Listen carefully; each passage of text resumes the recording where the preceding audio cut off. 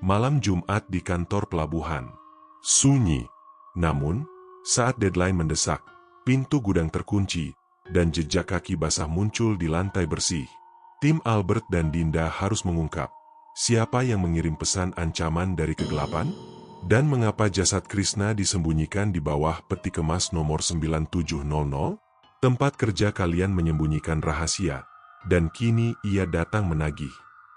Setelah kegelapan yang tiba-tiba dan pekikan alarm gudang A yang memekakan telinga, tim bereaksi dengan cepat. Tius dan Isto segera menuju panel listrik utama di ujung koridor, sementara Albert dan Dinda mengambil senter dan mencoba mengontak personel lapangan yang lain. Victor, Riano, ada apa di gudang A? Laporkan segera. Suara Albert terdengar mendesak melalui walkie-talkie. Victor menjawab dengan napas terengah-engah. Tidak ada apa-apa, Pak. Alarm menyala sendiri. Kami sudah cek. Semua peti kemas masih tersegel. Tapi suhu di sini drop drastis. Tepat setelah Victor menyelesaikan laporannya, listrik kembali menyala dengan sentakan keras, membuat lampu neon berkedip 2 kali sebelum stabil. Kantor kembali terang, tetapi suasana yang tersisa jauh dari normal. Suara alarm di gudang A telah mati, digantikan oleh keheningan yang lebih berat dari sebelumnya. Albert menghela napas, lega campur gelisah. Lihat, mungkin hanya masalah arus pendek. Tius, Isto, pastikan panelnya aman. Sudah, Pak. Anehnya, tidak ada indikasi short circuit sama sekali. Lapor Tius, wajahnya yang biasanya ceria kini tampak tegang. Ia menyilangkan tangan di dada, kebiasaannya saat sedang cemas. Panelnya clean. Ini seperti ada yang sengaja mematikannya dari luar sistem. Arina yang tadinya fokus pada pekerjaannya kini bergabung. Aku baru saja mengecek log server. Ada spike aneh sebelum pemadaman. Data terkirim sangat besar lalu langsung terputus. Data apa? Tanya Dinda. Matanya menyipit penuh selidik. Tidak tahu. Formatnya aneh. Seperti corrupted file. Tapi yang jelas, ada aktivitas di server kita. Jawab Arina sambil menggeleng. Albert mencoba berpikir logis. Mungkin hacker iseng yang mencoba mengganggu pengiriman besar kita. Ini pelabuhan, Din. Persaingan bisnisnya keras. Namun, logika Albert buyar ketika Dinda menunjuk ke lantai marmer yang memantulkan cahaya neon. Lantai itu bersih dan mengilap, telah dipel sore hari, kecuali di satu titik, di dekat pintu koridor yang baru saja mereka lewati. Lihat itu, kata Dinda. Suaranya nyaris berbisik. Terdapat jejak kaki. Bukan jejak sepatu bot atau sepatu kerja biasa, melainkan cetakan kaki telanjang yang besar, seolah-olah baru saja menginjak debu tebal, kemudian menghilang begitu saja di tengah lantai bersih. Isto refleks melangkah maju dan menyentuh jejak itu. Basah, tapi bukan air. Bau amis, komentarnya dengan jijik. Ketakutan mulai merayap di benak Albert. Ia bukan orang yang mudah percaya pada hal-hal supranatural, tetapi jejak kaki itu mustahil dijelaskan secara rasional. Siapa yang bisa masuk ke area kontrol tanpa terdeteksi oleh siapapun? Dinda menarik lengan Albert, matanya penuh kekhawatiran. Albert, kau ingat cerita Om Ben tentang pelabuhan lama? Tentang korban kecelakaan konstruksi yang jasadnya hilang di salah satu tiang pancang. Albert ingat. Itu hanya dianggap mitos urban yang diceritakan untuk menakut-nakuti karyawan baru. Ia tidak pernah menganggapnya serius. Itu hanya cerita, Din, sanggah Albert, mencoba membuang pikiran buruk itu. Tiba-tiba, monitor CCTV di dinding, yang menampilkan pandangan sudut gudang A, bergaris-garis putih, lalu menampilkan sebuah bayangan hitam legam yang bergerak sangat cepat melintasi bingkai peti kemas. Bayangan itu terlalu besar untuk anjing atau kucing. Itu memiliki bentuk seperti manusia, tetapi tingginya menjulang dan bergerak dengan kecepatan yang tidak wajar. Sean, yang bertugas memantau kamera dari ruang terpisah, segera berteriak melalui intercom. Pak Albert, ada bayangan di kamera 14. Sesuatu baru saja lewat. Albert menatap monitor CCTV itu. Bayangan itu sudah menghilang, meninggalkan noise statis di layar. Ketegangan di ruangan mencapai puncaknya. Mereka sekarang tahu, Ini bukan hacker atau korsleting listrik. Sesuatu yang asing dan mengerikan telah memasuki lingkungan kerja mereka. Malam Jumat yang sunyi telah berubah menjadi mimpi buruk yang nyata. Ketidaknyamanan fisik karena pemadaman listrik telah digantikan oleh rasa gentar yang lebih dalam. Jejak kaki basah dan bayangan di CCTV telah mengikis lapisan rasionalitas Albert, meninggalkan ruang bagi ketakutan yang dialami Dinda. Tim yang berada di ruang kontrol Albert, Dinda, Isto, Tius, dan Arina berkumpul di sekitar monitor, berupaya menganalisis rekaman kamera 14, tetapi hasilnya nihil. Bayangan itu terlalu cepat, seperti kesalahan frame. Sudah kubilang, itu hanya glitch pada sistem. Mungkin sensor gerak yang rusak, Albert bersikeras, meskipun suaranya tidak lagi terdengar meyakinkan. Ia merasa perlu memegang kendali atas situasi ini. Jika tidak, kepanikan akan melumpuhkan seluruh tim. Dinda menggeleng, matanya masih terpaku pada lantai tempat jejak kaki itu menghilang. Glitch tidak meninggalkan jejak kaki basah dan amis di lantai yang baru dipel. Albert, ini sudah di luar nalar. Saat ketegangan memuncak, telepon kantor Albert, saluran yang terhubung langsung ke kantor pusat di Jakarta, berdering. Itu adalah nomor kontak Roland, salah satu manajer senior. Albert merasa sedikit lega. Akhirnya, kontak dengan dunia luar yang normal. Halo, Roland? Ada apa menelepon malam-malam begini? Kami sedang ada sedikit masalah teknis di sini, kata Albert, berusaha menjaga nada suaranya tetap profesional. Namun, jawaban dari seberang telepon membuat darah Albert mendidih. Bukan suara Roland yang energik, melainkan noise statis yang mengerikan, diselingi bisikan yang samar dan terdistorsi. Albert berusaha mendengarkan dengan saksama. Tiba-tiba, ada suara yang lebih jelas, familiar, tetapi penuh penderitaan. Itu suara Jordan, salah satu supervisor di kantor pusat, yang terdengar seperti sedang merintih kesakitan. Albert, tolong, kami lock peti kemas. Suara itu putus-putus, seolah diucapkan di bawah air. Jordan? Jordan, kau kenapa? Roland ada di sana. Albert meninggikan suaranya, memegang gagang telepon erat-erat hingga buku jarinya memutih. Suara Jordan menghilang, digantikan oleh tawa serak yang panjang dan dingin, tawa yang bukan milik manusia, dan kemudian sambungan terputus. Albert menatap gagang telepon di tangannya dengan pandangan kosong. Itu Jordan, katanya. Suaranya tercekat, tapi suaranya seperti dicekik. Isto, yang paling dekat, segera meraih telepon lain dan mencoba menghubungi Roland kembali, atau Marco, atau Wilman di kantor pusat. Semua telepon kantor pusat berdering, tetapi tidak ada yang menjawab. Kekhawatiran Albert tentang hacker kini berubah menjadi ketakutan akan ancaman yang lebih nyata. Jika entitas itu bisa mengganggu komunikasi mereka dan menirukan suara rekan kerja dari jarak jauh, bahaya yang mereka hadapi jauh lebih besar daripada sekadar urusan pelabuhan. Tiba-tiba, monitor kerja Albert, yang berisi dokumen penting pengiriman X, mulai menampilkan teks secara otomatis. Tidak ada yang menyentuh keyboard. Huruf-huruf itu muncul dengan cepat, membentuk sebuah kalimat yang ditulis dengan gaya pengetikan lama. Anda semua adalah saksi yang bisu. Dinda terkesiap dan mundur selangkah, menabrak meja Arina. Arina segera mematikan monitor itu dengan paksa. Dia tahu kita di sini. Dia berkomunikasi, kata Dinda, matanya berkaca-kaca. Dia tahu tentang kargo itu, tentang dokumen itu. Saat Albert sedang memproses pesan mengerikan di layar itu, tiba-tiba terdengar suara dentuman keras dari atas langit-langit, tepat di atas cubikle Om Ben. Dentuman itu diikuti oleh gemerisik, seperti kawat yang putus, dan kemudian sepotong pipa kecil berkarat jatuh menembus plafon gipsum tepat di sebelah kepala Albert. Albert tersentak, menoleh ke atas. Ada lubang kecil yang menganga di plafon.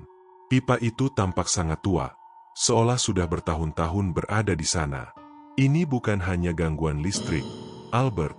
Ini peringatan, teriak Tius, yang kini sepenuhnya yakin mereka sedang menghadapi kekuatan jahat. Ia mengeluarkan rosario dari balik seragam kerjanya. Ketegangan kini tidak hanya soal pengiriman, tetapi soal keselamatan pribadi. Mereka terisolasi. Telepon mereka diretas. Dan entitas itu tahu apa yang mereka sembunyikan atau apa yang mereka kerjakan. Albert menyadari, konflik telah dimulai, dan mereka baru berada di awal malam Jumat yang panjang ini. Suara dentuman di plafon dan putusnya komunikasi dengan kantor pusat telah menghancurkan ilusi keamanan. Pipa berkarat yang jatuh di lantai menjadi bukti nyata bahwa ancaman itu tidak hanya bersifat digital atau suara, melainkan sesuatu yang bisa berinteraksi dengan dunia fisik mereka. Ketakutan telah berubah menjadi kepanikan terpendam. Albert, meskipun gemetar, berusaha keras mengambil alih situasi. Tius, kau dan Isto segera periksa seluruh sistem komunikasi. Fokus pada log telepon Roland tadi. Arina, panggil kembali Sean dan Willy. Pastikan mereka berdua aman di pos mereka. Dinda, ikut aku. Kita harus periksa gudang A lagi. Gudang A? Kenapa? Tanya Dinda. Suaranya sedikit bergetar. Pesan di monitor tadi, Anda semua adalah saksi yang bisu. Aku yakin ini ada hubungannya dengan Kargo X atau Kargo Y. Gudang A adalah tempat Kargo X. Kita harus pastikan segelnya masih utuh, jelas Albert. Meskipun logika Albert kuat, Dinda melihat ketidaknyamanan di mata Albert. Namun, tanpa protes lebih lanjut, Dinda mengambil senter yang lebih besar. Saat Albert dan Dinda menuju pintu koridor, mereka berpapasan dengan Victor dan Riano yang baru saja kembali dari area yard. Keduanya terlihat kelelahan. Mata mereka merah karena kurang tidur dan tegang. Pak Albert, kami minta izin ke kantin. Benar-benar tegang di luar. Keren itu. Dia bergerak sendiri tadi. Padahal power sudah kami matikan. Lapor Victor, suaranya mengandung nada ketidakpercayaan. Baik, ambil 15 menit. Tapi jangan sampai terlambat kembali, jawab Albert. Ia tidak punya waktu untuk memproses laporan. Kren bergerak sendiri. Prioritasnya adalah gudang A. Albert dan Dinda melewati koridor yang terasa 10 kali lebih panjang dari biasanya. Bau amis yang ditinggalkan jejak kaki di lantai tadi kini terasa lebih pekat. Saat mereka tiba di pintu baja gudang A, Albert segera memasukkan kunci akses yang selalu ia bawa di saku kemejanya. Namun, kunci itu tidak masuk. Albert mencoba lagi, memutarnya, menggoyangkannya, tetapi gembok pintu gudang yang besar itu tetap diam. Albert merasakan dingin yang menusuk dari dalam gudang itu, menusuk hingga ke tulang. Tidak bisa dibuka. Mungkin macet, gumam Albert. Frustrasi. Coba kunci cadangan, saran Dinda. Albert merogoh saku dalamnya, tempat ia menyimpan kunci akses cadangan untuk situasi darurat. Saku itu kosong. Ia meraba-raba semua saku celana dan jaketnya. Kosong. Kuncinya hilang, kata Albert, matanya melebar. Inilah kuncinya. Kunci utama gudang, yang menyimpan Kargo X, kargo yang harus disaksikan, telah hilang tanpa jejak. Albert yakin 100% ia membawanya sejak Om Ben menyerahkannya sore tadi. Saat Albert dan Dinda bertukar pandang penuh kepanikan, suara keras terdengar dari dalam gudang, seperti besi besar diseret di lantai beton. Lalu, teriakan kesakitan, teredam, tetapi jelas. Itu Mario. Dia di dalam, teriak Dinda. Mario dan Tommy seharusnya berada di gudang C, bukan di gudang A. Albert panik. Ia mulai memukul pintu baja itu dengan kepalan tangannya. Mario, Tommy, jawab aku. Dentuman keras lainnya terjadi. Kemudian, suara gesekan yang mengerikan diikuti oleh bunyi shattering kaca. Alarm gudang A berbunyi lagi, kali ini lebih histeris. Tiba-tiba, dari celah ventilasi di atas pintu, menetes cairan kental berwarna merah gelap. Dinda menjerit kecil, mundur ke belakang. Darah. Albert, itu darah. Saat Albert mendongak ke arah tetesan itu, ia melihatnya.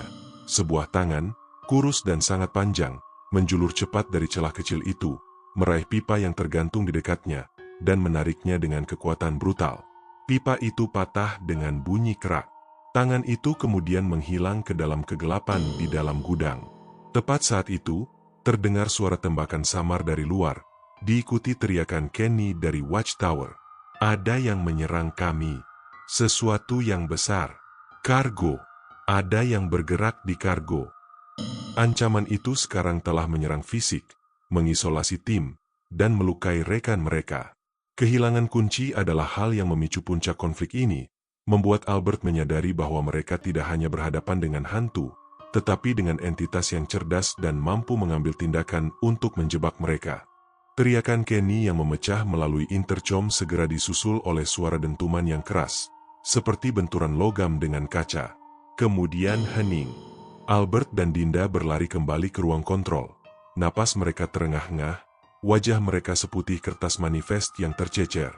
Kekacauan sudah tak terhindarkan. Mario, Tommy, Kenny, Willy, laporkan posisi. Ada yang dengar aku? Albert berteriak ke walkie-talkie tanpa mendapat jawaban. Di ruang kontrol, Isto dan Tius segera mendatangi mereka. Bagaimana di gudang A? Kalian tidak apa-apa? Tanya Isto. Dinda gemetar, menunjuk ke bahu Albert yang terkena tetesan darah amis tadi. Kunci gudang A hilang, Isto.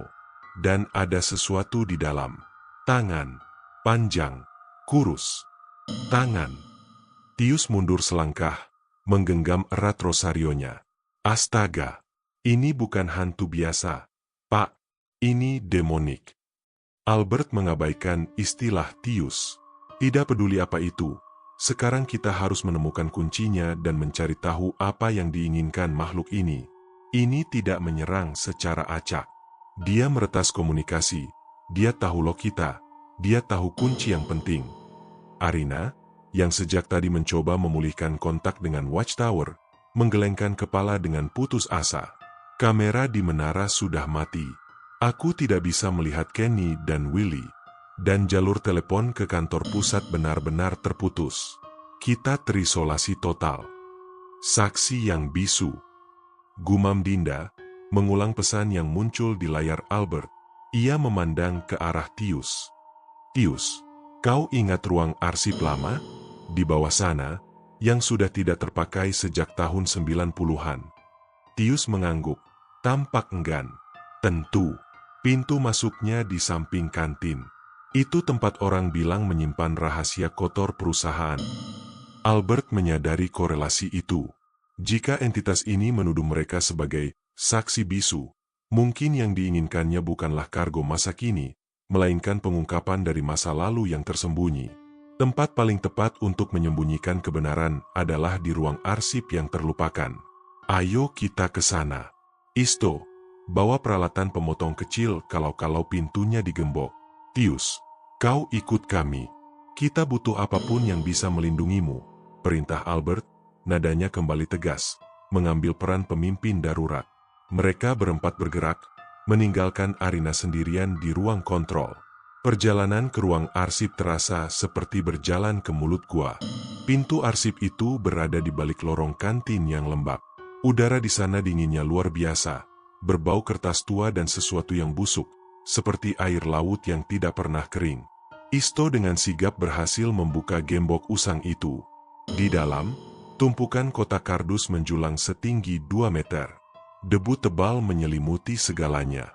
Kita cari apa, Pak? Tanya Isto sambil menyalakan lampu ponselnya. Laporan aneh. Kecelakaan kerja, kematian, atau proyek yang ditutup-tutupi. Jawab Albert, mulai menggeser kotak-kotak berat itu. 15 menit berlalu tanpa hasil. Mereka hampir menyerah ketika Dinda melihat ke sudut ruangan. Di bawah tumpukan kain terpal, ada rak besi kecil yang tampaknya dikunci secara terpisah. Albert menggunakan palu kecil yang dibawa Isto untuk membongkar kunci tersebut. Di dalamnya, hanya ada satu logbook kulit berwarna hijau tua. Judul di sampulnya nyaris tidak terbaca. Catatan kecelakaan dan klaim 1996-1998. Dinda mengambil buku itu, debunya berjatuhan. Saat ia membuka halaman yang ditandai dengan klip kertas berkarat, matanya langsung tertuju pada satu nama di bagian korban hilang. Krishna, salah satu nama yang tadi Albert sebutkan dari kantor pusat. Tiba-tiba, Tius mengeluarkan suara erangan yang bukan miliknya. Matanya terbalik, putihnya terlihat. Ia mulai merangkak mundur, mencakar-cakar lantai. Tius, kau kenapa? Seru Isto. Tius mulai berbicara, Tetapi suaranya bukan lagi suara Tius. Itu adalah suara serak seorang pria dewasa yang dipenuhi amarah dan kesedihan yang mendalam. Kalian menguburnya di bawah dermaga Kargo 97. Kalian mengubur saksi yang sesungguhnya. Dinda menatap logbook di tangannya. Halaman itu kini terasa panas. Tangannya menunjuk ke entry di bawah nama Krishna. Peti kemas 9.700. Klaim asuransi. Dibayar penuh. Ditutup. Peti kemas itu seharusnya kosong. Tetapi catatan itu mengisyaratkan sebaliknya. Albert, ini dia, bisik Dinda. Wajahnya pucat pasi karena ketakutan. Dia di dalam peti kemas itu. Krishna. Mereka menyembunyikannya. Kebenaran yang menyakitkan itu terungkap, memicu rasa horor yang jauh lebih besar daripada sekadar bayangan. Mereka sekarang tahu identitas entitas dan tuntutannya. Pembalasan atas peti kemas 9.700 yang tersembunyi. Penemuan logbook tua dan kerasukan singkat Tius telah memberikan jawaban yang mengerikan. Entitas yang menghantui mereka adalah Krishna, yang entah bagaimana tewas dan disembunyikan dalam peti kemas bernomor 97 Naug 9.700, di bawah klaim asuransi yang ditutup paksa. Tuntutan, saksi yang bisu, merujuk pada kejahatan yang disembunyikan oleh perusahaan, dan mereka yang tersisa di shift malam adalah satu-satunya yang bisa mengungkapkannya. Mereka berempat, Albert, Dinda, Isto, dan Tius, bergegas keluar dari lorong arsip. Bau amis dan dingin yang menusuk semakin kuat, seolah entitas itu menunggu mereka di luar. Saat mereka kembali ke ruang kontrol, mereka mendapati Arina dalam keadaan syok. Ia duduk di kursi kerjanya, memeluk dirinya sendiri. Matanya menatap kosong ke monitor yang menampilkan data pengiriman. Arina, ada apa? Kenapa kau tidak lari? Tanya Dinda panik. Arina tidak menjawab. Perlahan, ia menunjuk ke salah satu monitor. Layar itu menampilkan peta kompleks pelabuhan, dan tanda-tanda merah yang mewakili personel tiba-tiba menghilang. Semua hilang, bisik Arina. Suaranya nyaris tak terdengar. Kenny, Willy, Victor, Riano, bahkan Mario dan Tommy. Aku tidak bisa melacak mereka. Albert segera memeriksa pintu keluar utama. Pintu baja otomatis itu tertutup rapat dan terkunci dari luar. Kita terkunci. Entitas itu mengisolasi kita. Isto mencoba memprogram ulang pintu, tetapi sistemnya macet. Kuncinya tersangkut dalam mode lockdown darurat. Butuh kode khusus dari ruang server pusat. Saat itulah lampu neon di atas kepala mereka mulai berkedip-kedip lagi. Kali ini lebih cepat dan lebih gelap, seperti detak jantung yang berpacu liar. Dari speaker kantor, terdengar suara tawa serak yang pernah Albert dengar di telepon, tetapi kali ini lebih keras, seolah berada tepat di belakang mereka. Tiba-tiba, monitor CCTV yang tadinya gelap kembali menyala, menampilkan sudut gudang A. Mereka melihat Pak Tomo, manajer senior yang seharusnya sudah di rumah, berdiri di depan peti kemas 9.700. Di sampingnya berdiri Om Ben, kepala operasional, yang tampak pucat dan kelelahan. Kenapa mereka ada di sini? Gumam Albert. Pak Tomo menatap langsung ke kamera, seolah tahu mereka sedang menonton. Kami mencoba memindahkan kargo ini sebelum fajar. Kita harus tutup rapat rahasia ini, Ben. Om Ben, dengan suara gemetar, menjawab, aku sudah bilang, Tomo, kita tidak seharusnya menyembunyikannya selama ini. Sekarang dia marah, dan dia mengambil anak-anak kita.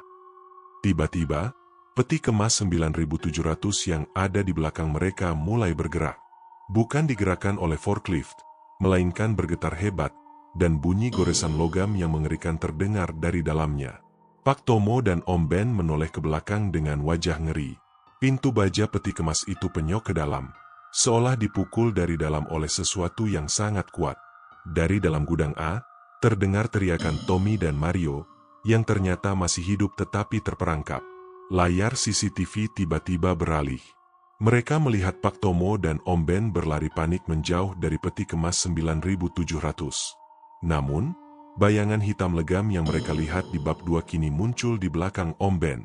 Bayangan itu menjulang tinggi, dan sebelum Om Ben sempat berteriak, bayangan itu menerkamnya, suara erangan kesakitan Om Ben terputus dengan bunyi krak tulang.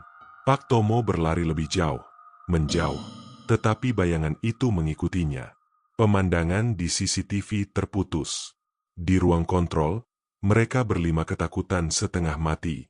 Entitas itu tidak hanya menuntut pengungkapan, tetapi juga membalas dendam kepada para pelaku yang menyembunyikannya. Pak Tomo, Om Ben mati, kata Isto, tubuhnya lemas bersandar di dinding. Tiba-tiba, pintu kaca ruang kontrol menggedor keras. Albert, Dinda, Isto, Tius, dan Arina serempak menoleh. Di balik kaca, berdiri Evan, salah satu staf mereka, tetapi wajahnya pucat pasi. Ia memegang sebilah besi berkarat di tangannya dan memukul-mukul pintu kaca, meminta dibukakan. "Evan, buka pintunya," teriak Albert. Saat Dinda akan memencet tombol pembuka kunci, Tius tiba-tiba berteriak, "Jangan, jangan dibuka." Tius menunjuk ke belakang Evan. Bayangan Krishna yang menjulang tinggi terlihat samar-samar, berdiri tepat di belakang Evan, memegang kepala Evan dengan tangan yang panjang dan kurus. Dan kemudian mereka melihatnya. Evan tidak meminta tolong untuk masuk. Ia tidak mengeluarkan suara sama sekali. Matanya terbuka lebar, tetapi kosong, dan seringai lebar yang tidak wajar terukir di wajahnya. Evan tidak memukul pintu kaca dengan ketakutan, tetapi dengan amarah yang dingin. Evan tidak datang untuk meminta perlindungan. Evan telah menjadi perpanjangan tangan entitas itu. Puncak konflik telah mencapai titik tertinggi. Mereka sekarang terperangkap di dalam ruangan, dengan salah satu rekan mereka sendiri yang dikendalikan oleh entitas, mencoba mendobrak untuk membunuh mereka. Malam itu benar-benar menjadi pertarungan hidup dan mati. Pemandangan Evan di balik kaca, yang didorong oleh entitas, menjadi pemandangan paling menakutkan yang pernah mereka saksikan. 5 orang yang tersisa di ruang kontrol, Albert, Dinda, Isto, Tius, dan Arina, mundur ke sudut ruangan, menjauh dari pintu kaca yang terus dipukul oleh Evan dengan besi berkarat. "Tembok ini tidak akan bertahan lama. Kita harus melakukan sesuatu," seru Albert, mencari celah atau alat pelindung di ruangan itu. "Dia bukan Evan, dia Krishna," teriak Tius, gemetar. Ia membaca doa-doa dalam hati, mempercayai bahwa kekuatan spiritual adalah satu-satunya perisai mereka saat ini. Dinda, meskipun ketakutan, adalah yang pertama mendapatkan kembali fokusnya. Ia menggenggam erat logbook tua catatan kecelakaan. Peti kemas 97 nauk-nauk. Itu yang dia inginkan. Dia tidak akan berhenti sampai kita membuka peti kemas itu. Albert menoleh ke Dinda. "Tapi gudang A terkunci, Din. Kuncinya hilang.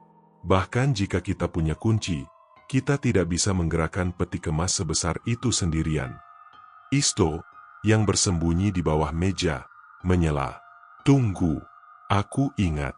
Peti kemas 9700 adalah peti yang sangat tua. Peti itu tidak terdaftar di sistem pengiriman terbaru.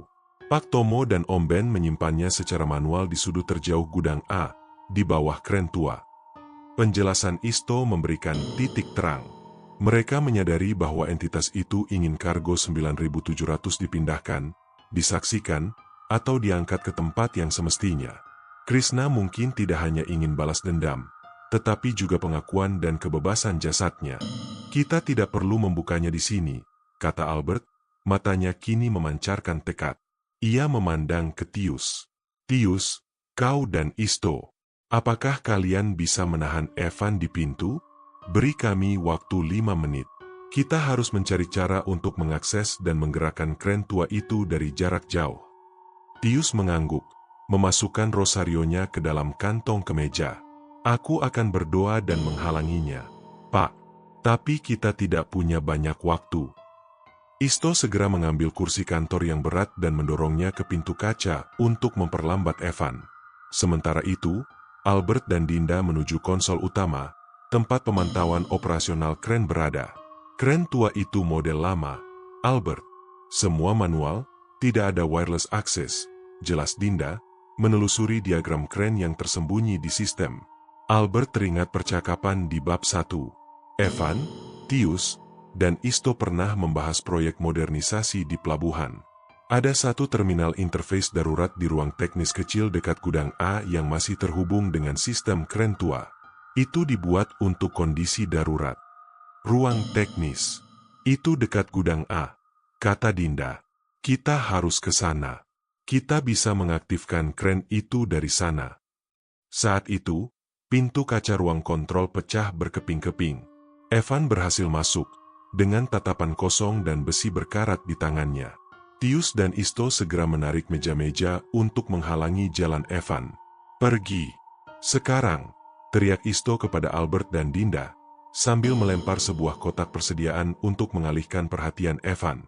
Albert dan Dinda tahu mereka tidak punya pilihan. Mereka lari keluar, menghindari serangan Evan, dan bergegas menuju koridor di seberang, menuju pintu darurat yang mengarah ke gudang A, bukan ke pintu utama yang terkunci, tetapi ke pintu teknis kecil.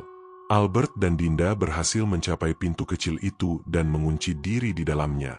Ruangan teknis itu sempit, penuh dengan kabel dan panel kontrol usang. Dinda segera menemukan konsol override darurat untuk kren tua. Albert menatap Dinda, napasnya tersengal. Kita harus menggerakkan peti kemas itu.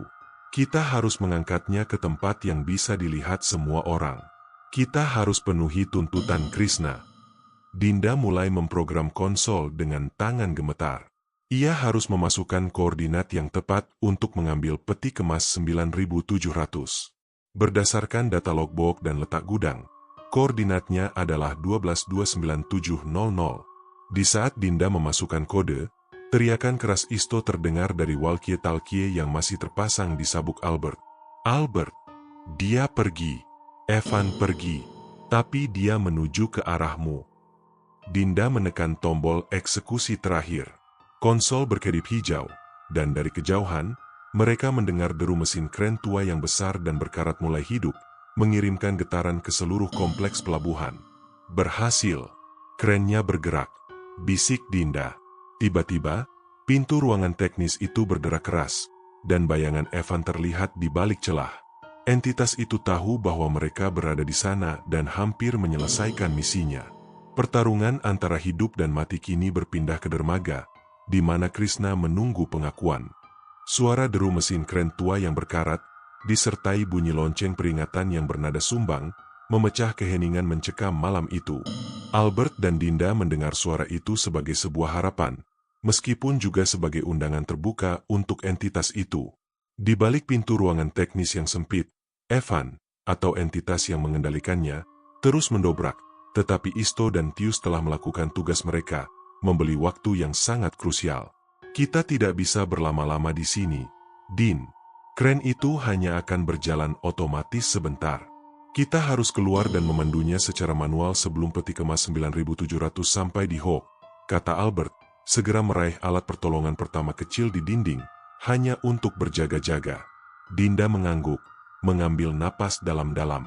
Ia membuka pintu teknis yang berlawanan arah dengan keberadaan Evan, lalu mereka berdua menyelinap keluar ke kompleks gudang. Udara malam di gudang A terasa dingin menusuk. Hanya ada beberapa lampu sorot darurat yang menyala redup, menciptakan bayangan panjang dan tidak jelas di antara tumpukan peti kemas yang menjulang tinggi. Mereka harus bergerak cepat melintasi labirin kontainer ini menuju dermaga utara, tempat panel kendali manual kren tua berada. Saat mereka berlari di sela-sela peti kemas, Albert merasakan sensasi aneh. Udara di sekitar mereka berdesir, diikuti bisikan yang semakin keras di telinganya. Kau tidak akan berhasil. Kalian semua akan membayarnya. Albert mengabaikannya. Fokus, Din. Jangan dengarkan apapun. Mereka tiba di ujung gudang A. Di depan mereka terhampar dermaga utara yang gelap, dan di atasnya berdiri kren tua yang menjulang tinggi, lengan besinya perlahan bergerak menuju posisi peti kemas 9700. Namun, di tengah jalur dermaga, tergeletak sosok-sosok yang tidak bergerak. Mario dan Tommy terbaring tak sadarkan diri, tampak memar dan berdarah, tetapi masih bernapas. Dan di dekat mereka, berdiri Evan, dengan besi di tangan, menatap Albert dan Dinda dengan seringai menyeramkan. Dia menunggu kita. Bisik Dinda. Kita tidak bisa menghindarinya, jawab Albert. Dinda, kau lari ke panel kendali kren di tower kecil itu. Aku akan mengalihkan perhatian Evan. Albert maju selangkah, mengambil posisi bertahan. Krishna, kami tahu apa yang terjadi. Kami tahu tentang peti kemas 9700. Kami akan mengangkatnya, teriak Albert, suaranya bergema di udara malam. Evan tidak bereaksi terhadap kata-kata itu. Ia hanya bergerak maju perlahan, seolah-olah diawaki oleh tali tak terlihat, mengayunkan besi berkarat di tangannya. Saat Evan menyerang, Albert menghindar dengan gerakan refleks. Ia bukanlah seorang petarung, tetapi keputusasaan memberinya kekuatan. Sementara Albert berjuang mengalihkan fokus Evan, Dinda berlari secepat mungkin menaiki tangga sempit menuju ruang kendali kren yang berada di ketinggian sekitar 15 meter. Di atas tower kendali, Dinda segera menyalakan panel manual. Layar kecil di depannya menunjukkan hull kren tua sudah berada tepat di atas peti kemas 9700 yang masih bergetar hebat. Di bawah, Albert terdesak. Evan, yang memiliki kekuatan tidak wajar, berhasil mementalkan Albert hingga membentur tumpukan karung. Albert merasakan sakit yang menusuk di rusuknya. Tiba-tiba, Evan berhenti menyerang. Seluruh tubuhnya tegang, dan seringai di wajahnya menghilang, digantikan oleh ekspresi penderitaan yang luar biasa. Dinda di atas tower menyadari bahwa entitas itu bereaksi terhadap pergerakan kren. Ia segera mengoperasikan tuas. Hok besar kren tua perlahan turun. Kaitnya terpasang dengan kuat pada peti kemas bernomor 9700. Lepaskan aku, jangan sentuh. Suara Parau Krishna terdengar bukan dari Evan, melainkan dari udara di sekitar Albert, sangat dekat hingga Albert merasa kedinginan luar biasa. Dinda menekan tuas pengangkat.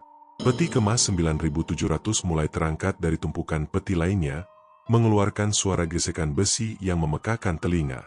Saat peti kemas itu terangkat, entitas yang mengendalikan Evan tampak terlepas paksa. Tubuh Evan ambruk ke tanah, tidak bergerak. Namun, entitas itu tidak menyerah. Ia kini menjelma menjadi gumpalan bayangan hitam yang melayang cepat ke arah tower kren, langsung menuju Dinda. Albert tahu, entitas itu akan menyerang titik paling penting dalam rencana mereka. Dengan sisa tenaga, Albert berteriak sekuat tenaga, suaranya lantang menembus suara mesin. Dinda, angkat dia lebih tinggi. Tunjukkan kebenarannya pada Fajar. Sekarang. Dinda menatap bayangan yang melesat cepat ke arahnya. Ia menutup mata rapat-rapat dan menarik tuas utama kren tua dengan sekuat tenaga, mengangkat peti kemas 9700 itu tinggi-tinggi ke udara, di atas semua peti lainnya, menjadi satu-satunya objek yang menjulang di bawah langit malam yang gelap. Saat peti kemas 9700 menjulang tinggi di udara malam, bayangan hitam legam yang melesat menuju tower kendali kren tua tiba-tiba berhenti. Entitas itu kini melayang di bawah peti kemas, seolah terikat dan terpaku pada kargo yang menyembunyikan jasadnya selama bertahun-tahun. Di atas tower, Dinda membuka matanya perlahan. Ia melihat bayangan itu berputar-putar di bawahnya, bukan lagi dengan kemarahan, tetapi dengan agitasi yang menyakitkan. Di bawah, Albert bangkit dari tanah, menahan rasa sakit di rusuknya. Ia menatap peti kemas 9700 yang tersorot cahaya redup dari kren. Peti kemas itu bergetar hebat. Mereka bisa mendengar suara goresan keras dari dalamnya, seolah Krishna mencoba membebaskan diri. Dia sudah terangkat. Krishna, semua orang sekarang bisa melihatnya, teriak Albert, suaranya serak. Ia tahu ini adalah kesempatan terakhir mereka untuk berkomunikasi dengan entitas itu tanpa perantara yang kerasukan. Peti kemas itu berhenti bergetar. Keheningan tiba-tiba menyelimuti dermaga. Bayangan hitam di bawahnya perlahan-lahan mulai memanjang dan menyusut, mengambil bentuk yang lebih jelas. Itu adalah siluet seorang pria, tingginya tidak lagi menjulang, melainkan normal, seperti bayangan yang dihasilkan oleh lampu.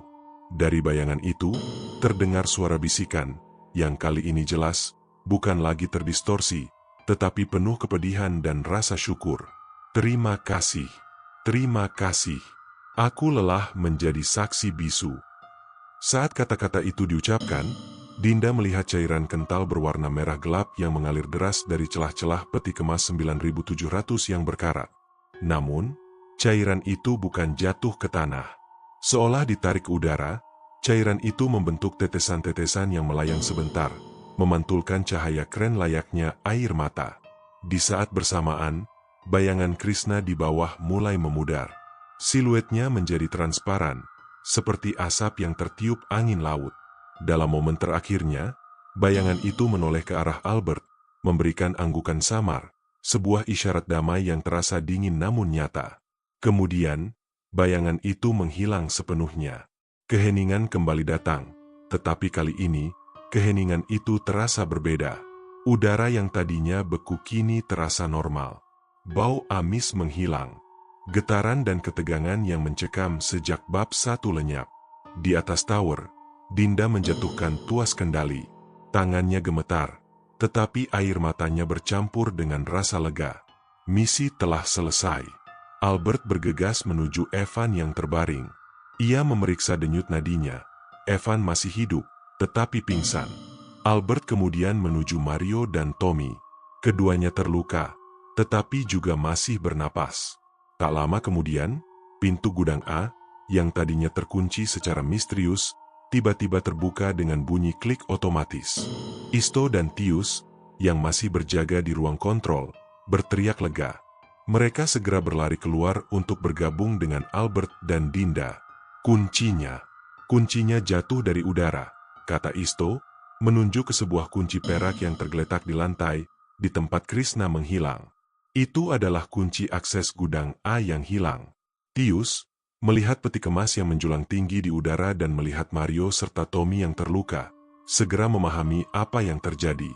Ia menjatuhkan diri, berlutut, dan mulai berdoa dengan khusyuk, mendoakan arwah Krishna yang kini telah menemukan kedamaian. Fajar belum menyingsing, tetapi malam mereka telah berakhir. Mereka berhasil mengungkap kebenaran di balik kecelakaan 2 dekade lalu dan memberikan pengakuan yang dibutuhkan oleh entitas yang tersakiti. Mereka kini berdiri di antara peti kemas, dikelilingi oleh kengerian yang baru saja berlalu, dengan bukti yang tergantung tinggi di udara. Peti kemas 9700, yang merupakan saksi bisu yang akhirnya bersuara.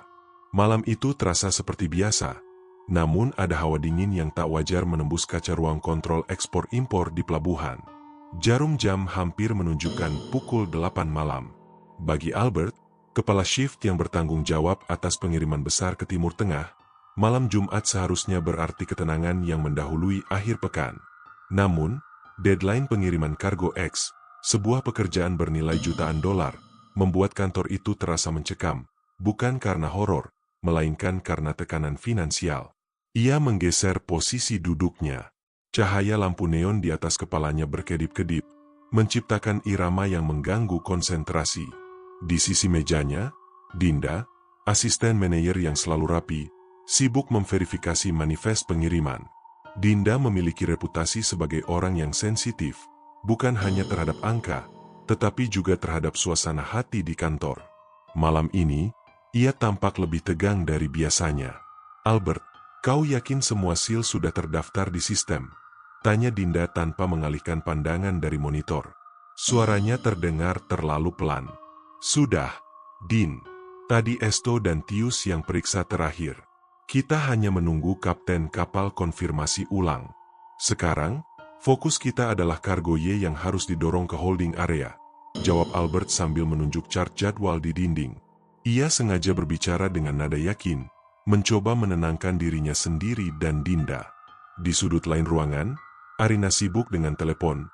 Suaranya sedikit meninggi membahas isu billing dengan kantor pusat. Di dekat mesin kopi, Isto, Christopher, dan Timotius, sedang berdiskusi, tampaknya tentang rencana mereka besok.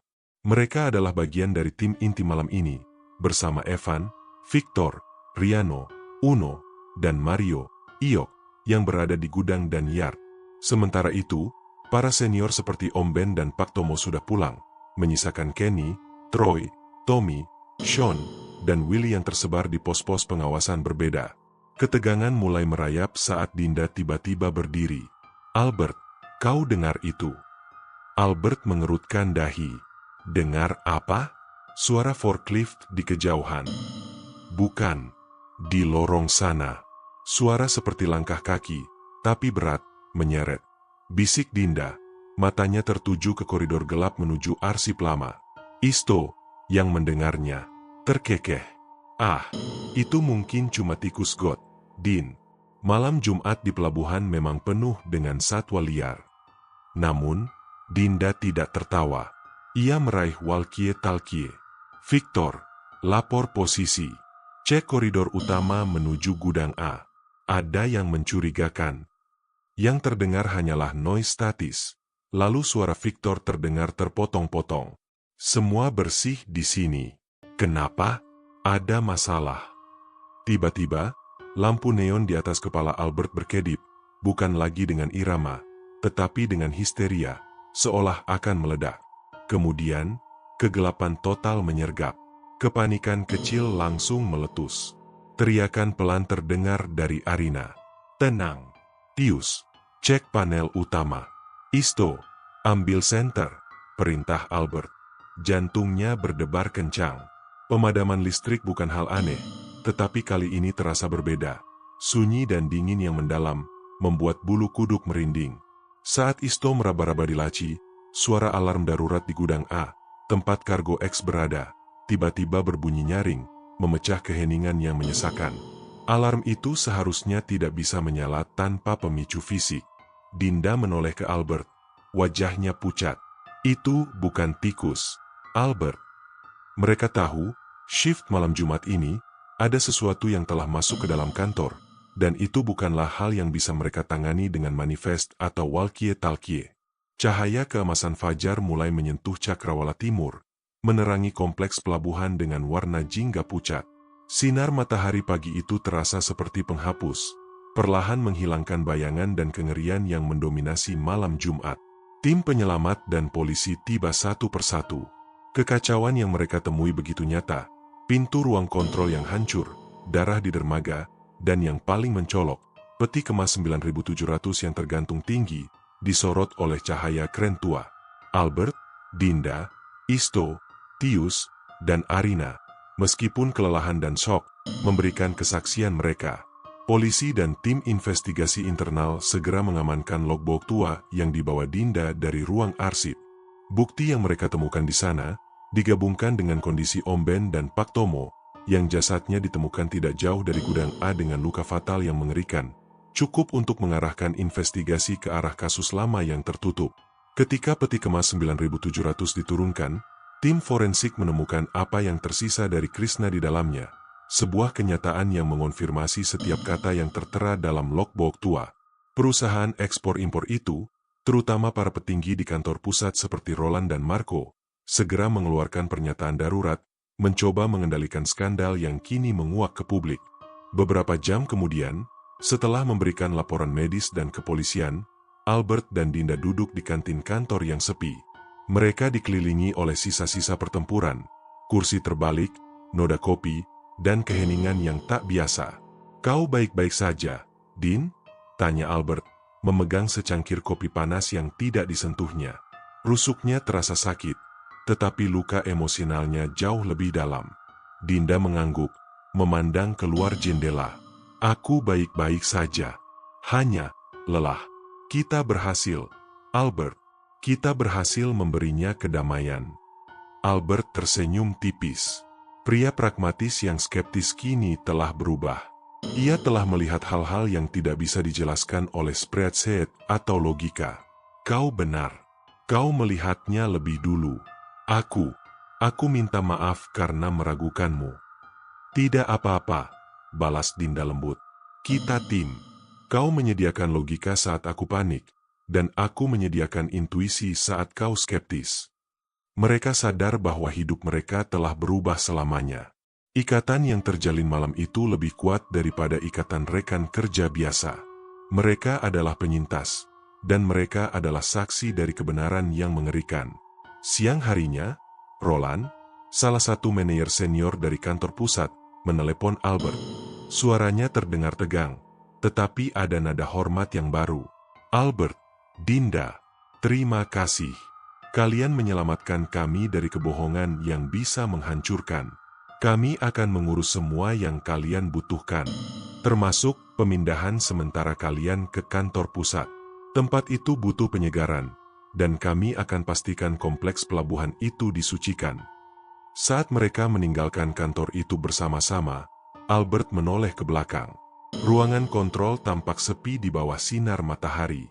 Jejak kehancuran tetap ada, tetapi aura dingin dan mengerikan telah hilang.